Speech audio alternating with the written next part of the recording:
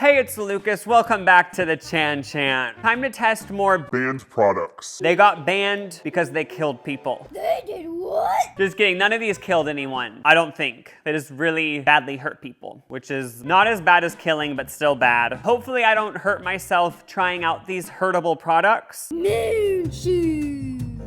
Moon shoes, jumping up and down like a kangaroo. Moon shoes. From the creators of Squiggle Wiggle Riders and Squiggle Ball.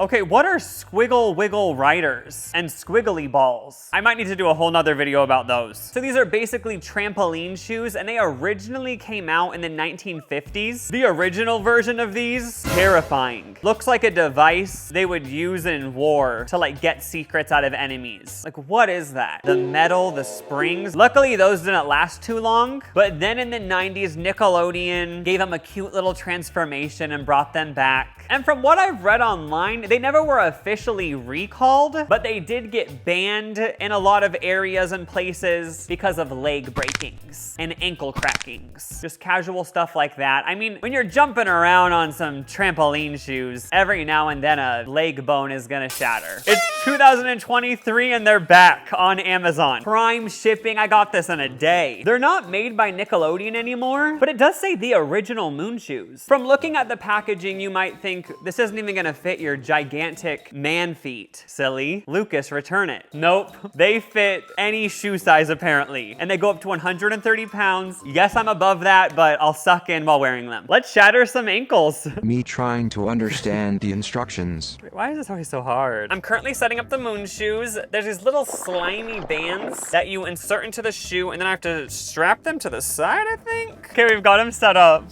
Why am I actually kind of scared? Like, part of me thinks I'm gonna jump in these and actually like bounce into the clouds. Never be seen again. That type of energy. Couldn't you imagine this being like in a fashion show? Or this gives like Chanel runway. Wait, this is fun.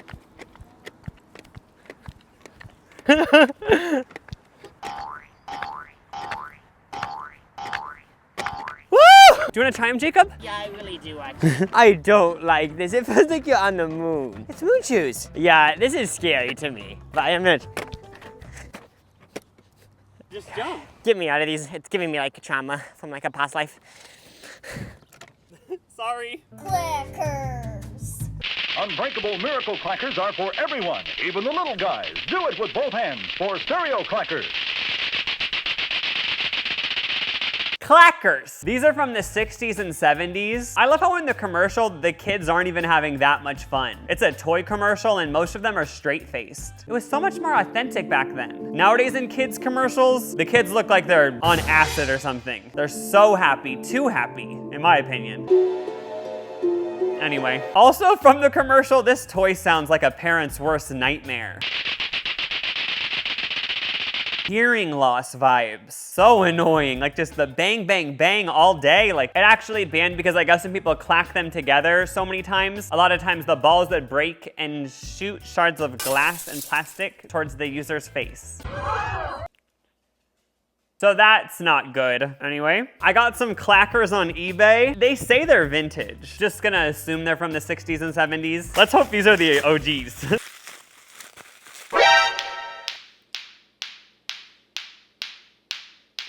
Okay, I kind of get the commercial now, like something about it satisfying. Is this what kids in the 60s and 70s did all day?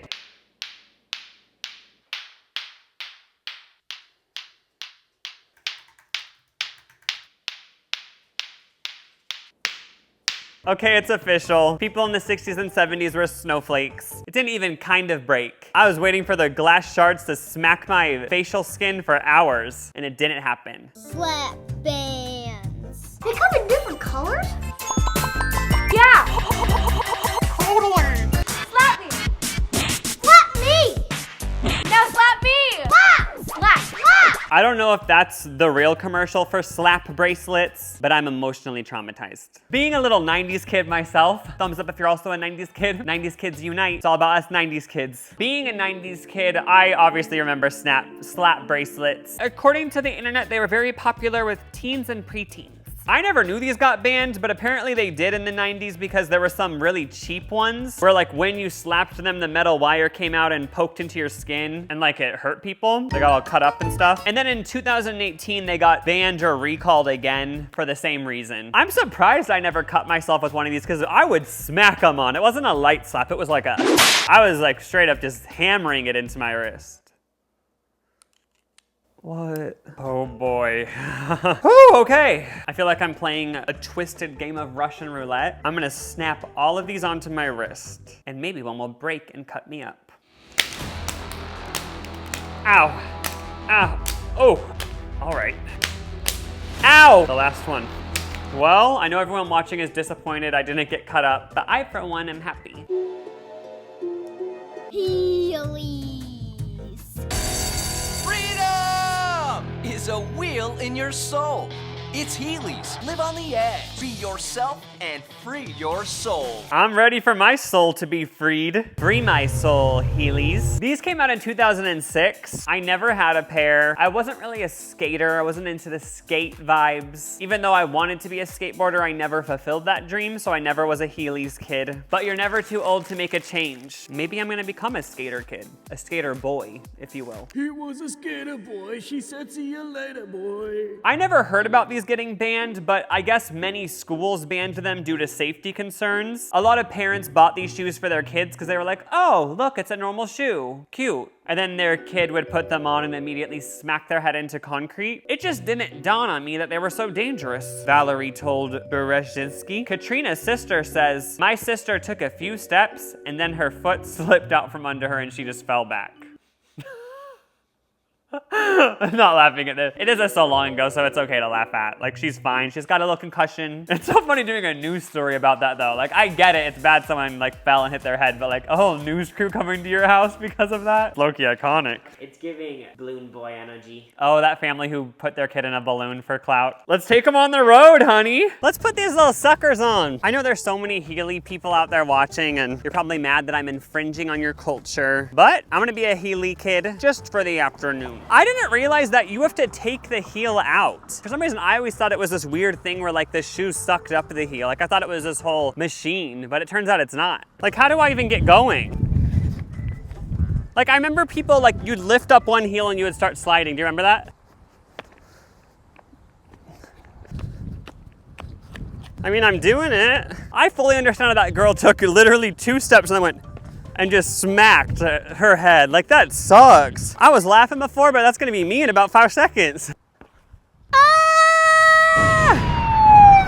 Oh my gosh, we need to call 911. Oh my gosh, pick us up. Lucas is so hot. Oh my gosh, this is really bad. I think they're on their way now. Hannah Montana Pop Star card game. The Hannah Montana Pop Star game came out in 2007, and according to the LA Times, they tested a bunch of toys for lead or something to see if they were poisoning people. And among the toys that tested above the limit was a Hannah Montana Pop Star card game, whose case tested at 3,056 ppm. I don't know anything about the lead toxicity scale, but the American Academy of Pediatrics says 40 ppm of lead should be the maximum allowed in children's products, and this was 3,000. Hannah Montana was always doing iconic things, giving us bops, poisoning us, like she did it all. This was never officially recalled because Disney shot back to them and was like, honey, there's no lead in it, and then everyone just forgot about it. I'm assuming a lot of people stopped buying it when they heard about that. Maybe some people were like, oh, like a little bit of lead won't hurt someone. 50 times the amount of legal lead will be fine. I bought the original card game on eBay, so let's let it up.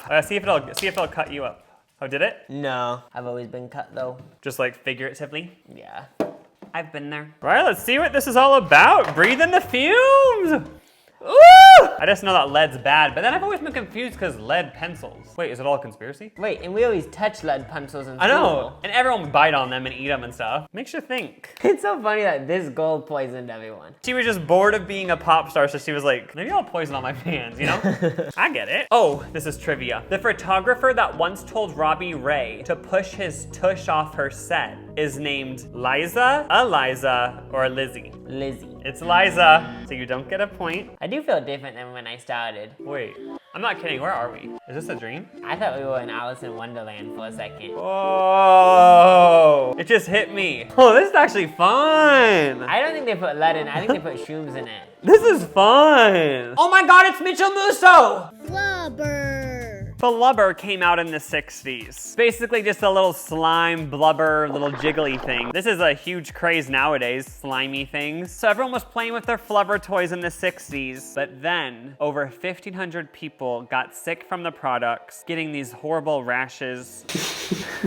This is funny to you? And sore throats. They took the Flubber right off the shelves. And that all is cute or whatever. But the most interesting part is the urban legend, rumor surrounding all of this. I guess they didn't know what to do with all this Flubber in the 60s because it was recalled. And they were like, well, maybe we should throw it in the ocean. But then they were like, oh, it floats. So that would just be kind of annoying, not very aesthetic to have all this Flubber floating around in the ocean. So then they thought, okay, we'll burn it. But then they realized, oh, what if that releases toxic chemicals and kills everyone? So, according to the book, Toy Wars, the head of the company allegedly buried his entire inventory behind a new warehouse and then paved a parking lot over it. Nobody knows if this is true or not, but the exact location of where he buried it is online, but it's underneath a building, so honestly, there's no way to ever know for sure. There's a lot of Flubber in the ground somewhere. According to myths, every summer, it bubbles back up and turns into a Flubber monster. I made up the last part, but the rest of it, a lot of people believe, but it's all alleged. Unfortunately, on eBay, there was none of the original Flubber from the 60s, but they did end up making a Flubber in the late 90s. I'm pretty sure this whole Flubber thing, it's always been based off of movies, and they made another Flubber movie in the 90s, and this has been unopened. So maybe I'll get a rash or a sore throat. Opening up over 20-year-old slime. Slime doesn't smell like this anymore. I remember from my childhood, this is what slime used to smell like. Oh, it reminds me so much of that thing where you put your fingers in it and it farts. Yeah, this is so hard. It's not even kind of Flubber anymore. Yeah, unfortunately, this Flubber isn't flubbing anymore. Just kidding. But yeah, that was a very anticlimactic end to the video. Thank you guys for coming along. I'm happy I didn't get injured, and I'm happy you didn't get injured from watching this. Don't forget to subscribe, and bye-bye, band lovers.